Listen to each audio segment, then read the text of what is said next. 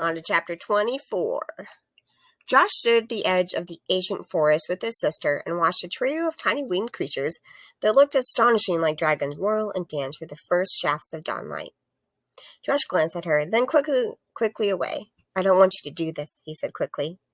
Sophie laid her hand on her brother's arm. "Why not?" she said. She moved in front of her twin, forcing him to look at her. Over his left shoulder, in front of the entrance to the incredible Yggdrasil, she could see Flamel, Scatty, and Hecate watching them.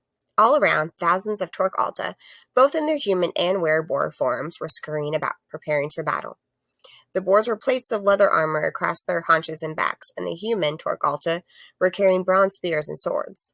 Huge flocks of Nether swooped across the skies and the bushes, and tall grasses were alive with unseen, crawling, slithering, scuttling creatures. Guards were taking up positions all around Yggdrasil, clambering about into the huge branches, standing guard with bows and spears in every window.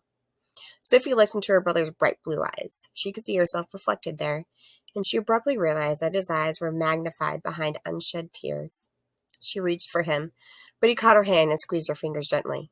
"I don't want anything to happen to you," he said simply. Sophie nodded. Unwilling to trust herself to speak, she felt exactly the same way about her twin. 3 of the enormous pterosaurus-like Nether flew overhead, the downdraft of their wings sending plumes of dust along the ground below. Neither Sophie nor Josh looked up. "Nicholas said that there are risks," Josh continued, "but Hecate said that it's dangerous, possibly even deadly. I don't want you to go through this awakening in case something goes wrong," he finished quickly. "We have to do it," Nicholas said. "I'm not entirely sure I trust him," Josh interrupted. "I have a feeling he's up to something. He's too eager for Hecate to awaken her powers despite the dangers." "He said it's our only chance," Sophie persisted. "Yesterday, he said he had to get us away from the shop to keep us safe. Now, all of a sudden, we have to be trained so that we can protect ourselves from Dee and these dark elders. Trust me, Sophie, Nicholas Flamel is playing his own game." Sophie's gaze drifted to the alchemist. She'd known him for a couple of months, and she remembered writing in her blog that she thought he was cool. Of course, now she realized that she didn't really know him at all. The man she thought of as Nicholas Fleming was an imposter, a lie. Flamel was staring intently at her, and for the briefest of moments she imagined that he knew what they were talking about. "Both of us don't have to go through this awakening," Josh continued. "Let me do it." Again, Sophie looked into his eyes. "And how do you think I'd feel if something happened to you?" This time it was Josh who found he couldn't speak. The idea that something terrible could happen to his sister had only occurred to him a little while before, but the very thought of it terrified him. Sophie turned her brother's hands in hers. "From the moment we were born, we've done everything together," she said, her voice low and serious. "And with Mom and Dad away so much, it's really always been just you and me. You always looked after me. I've always looked out for you. I'm not going to allow you to go through this process by yourself. We'll do this just like we've done everything else together." Josh looked long and hard at his sister. "Are you sure?" he asked. It was beginning to see a new Sophie. "I've never been more sure." They both knew what remained unsaid. Neither wanted to be left behind if anything happened during the awakening. Josh finally nodded. He then squeezed his sister's hand, and they both turned to face the alchemist, Hecate, and Scatty. "We're ready," the twins said. "The Morrigan is here," Scatty informed them as they followed Nicholas and Hecate through the huge door into the heart of the tree. She changed into black pants, a high-necked black t-shirt that left her arms bare, and thick-soled combat boots. She wore 2 short swords strapped to her back, the hilts protruding slightly over her shoulders, and had daubed her eyes and cheekbones with a black dye that gave her face a startlingly skull-like appearance. She's brought Betset with her. They're already surging into the Shadow Realm. "Hecate can hold them back, can't she?" Sophie asked. She only had an inkling of the goddess's power, but the thought that there was something more powerful than her was terrifying. Scatty shrugged. "I have no idea. They've arrived in force. They've brought their armies with them." "Armies?" Josh echoed. "What kind of armies? More mud people?" "No golems this time. They have brought the birds of the air and the cats of the earth with them." Sophie laughed shakingly. "Birds and cats. What can they do?" Scotty glanced at the girl, the whites of her eyes startlingly against the black war paint. "You saw what the birds did to the car on the way here." Sophie nodded, suddenly feeling sick in the pit of her stomach. Images of filthy black crows battering their windshield and pecking holes in the metal hood would haunt her to her dying day. Well, imagine what would happen if tens of thousands of birds gathered. 10s of thousands, Sophie whispered. More like hundreds of thousands, Scotty said, turning into a narrow corridor. The Nether scouts estimate maybe 500,000. And didn't you say something about cats? Josh asked. Yes, I did, more than we can count. Josh looked at his sister. The realization of the terrible danger they faced really beginning to sink in now. They could die in this strange shadow realm, and no one would ever know.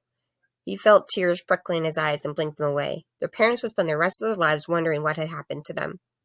The corridor they were following turned into another, even narrower passageway. The ceiling was so low that both twins had to walk with their heads ducked down. There were no steps or stairs, but the corridor circled down and down in a long, slow spiral. The twins realized that they were going into the ground deep beneath the tree. The walls became darker, the smooth wood now scarred with straggling roots that curled out and pulled at their hair with clutching fingers. The air turned damp, perfumed with loam and fresh earth, rotting leaves and new growth. The house is alive, Sophie said in a wonder, as they turned into another twisting, spiraling corridor that was completely composed of the gnarled and bulbous roots of the great tree that rose above them. Even with us moving around the inside with the rooms and the windows and the pool, it's still a living tree. She found the idea both astonishing and frightening at the same time. This tree was grown from a seed of the Yggdrasil, the world tree, Scotty said quietly, rubbing the palm of her hand against the exposed roots. She brought her palms to her face and breathed deeply drawing in the aroma. Millennia ago, when Danu Talis sank beneath the waves, a few of the elders were able to rescue some of the flora and fauna and transplant it to other lands. But only two of the elders, Hecate and Odin, managed to nurture their Yggdrasil seeds to life. Odin, like Hecate, had power over magic.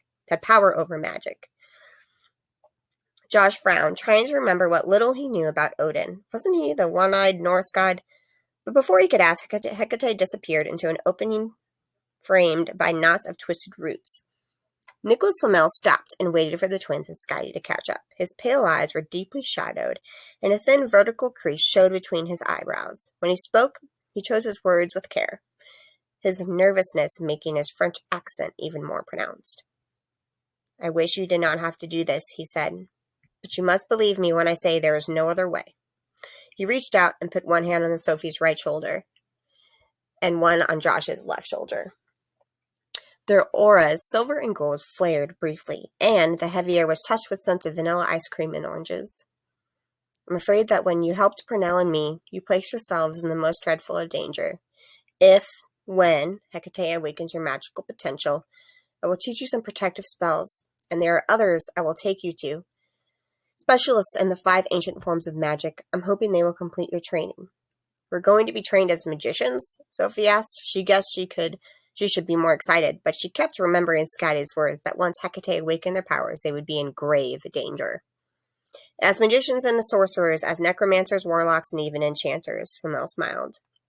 He glanced over his shoulder, then turned back to the twins. Now go inside and do whatever she tells you. I know you are afraid, but try not to be. Let me tell you, there is no shame in fear. He smiled, his lips curled upward, but the smile never reached his troubled eyes. When you come out of that room, you will be different people. I don't want to be a different person, Sophie whispered. She wanted everything to be just as it had been a couple hours earlier, when everything was ordinary and boring. Right now, she would give anything to go back to a boring world. Flamel stepped back from the doorway and ushered the twins inside. From the moment you laid eyes on G, you started to change, and once begun, change cannot be reversed. It was dark inside the chamber, whose walls were composed entirely of knotted and twisted roots. Sophie could feel her brother's hand in hers, and she squeezed his fingers slightly. His hand tightened in return. As the twins moved deep into the hollow, which was obviously larger than it had first seemed, their eyes gradually adjusted to the gloom, and the room took on a greenish glow. Thick, furry moss covered the twisted roots and radiated a water jade green light, making it appear as if everything were underwater. The air was heavy with moisture, and drops of liquid gathered on their hair and skin like tiny beads of sweat. Although it wasn't cold, they both shimmered. You should consider yourselves honored. Hecate's voice came from the green gloom directly ahead of them. I've not awakened a humani for many generations. Who? Josh began, and then his voice cracked. He gave a dry cough and tried again. Who was the last human you awakened? He was determined not to let his fear show. It was some time ago, in the 12th century, as 100 humani measured time. A man from the land of the Scots. I do not remember his name. Both Sophie and Josh instinctively knew that Hecate was lying. What happened to him? Sophie asked. He died. There was a peculiar high-pitched giggle. He was killed by a hailstone. Must have been some hailstone, Josh whispered. Oh, it was, Hecate murmured, and in that moment they both knew that she had something to do with the mysterious man's death. To Josh, the goddess suddenly seemed like a vindictive child. So what happens now? Josh asked. Do we stand or sit or lie down? You do nothing, Hecate snapped, and this is not something to be done lightly. For thousands of generations, you humani have deliberately distanced yourself from what you laughingly call magic. The magic is really only the utilization of the entire spectrum of the senses. The humani have cut themselves off from their senses, and now they see only in a tiny portion of the visible spectrum, hear only the loudest of sounds. Their sense of smell is shockingly poor, and they can only distinguish the sweetest and sourest of tastes. The twins were aware that Hecate was moving about them now. They couldn't hear her move, but were able to track her by the sound of her voice. When she spoke from behind them, they both jumped. Once mankind needed all those senses simply to survive. There was a long pause.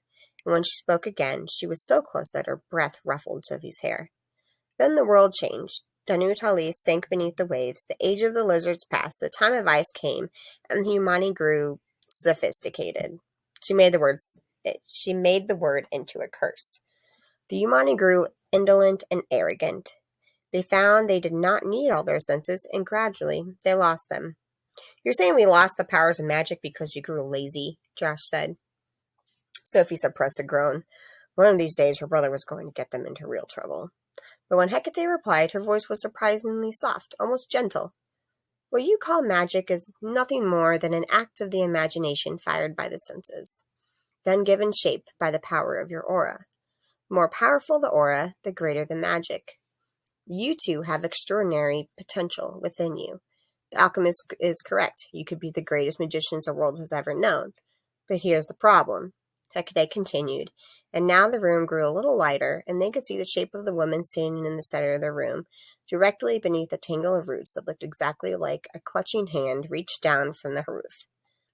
The humani have learned to live without their senses. The brain filters so much data from your consciousness that you live in a type of fog.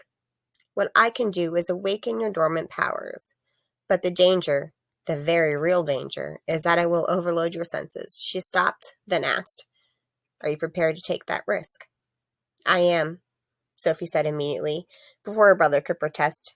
She was afraid that if he made a quip, the goddess would do something to him, something ugly and lethal. The goddess turned to look at Josh. He sought out his sister in the gloom. The green light lent her face a sickly cast. The awakening was going to be dangerous, possibly even deadly, but you cannot allow Sophie to go through it on her own. I'm ready, he said defiantly. Then we will begin.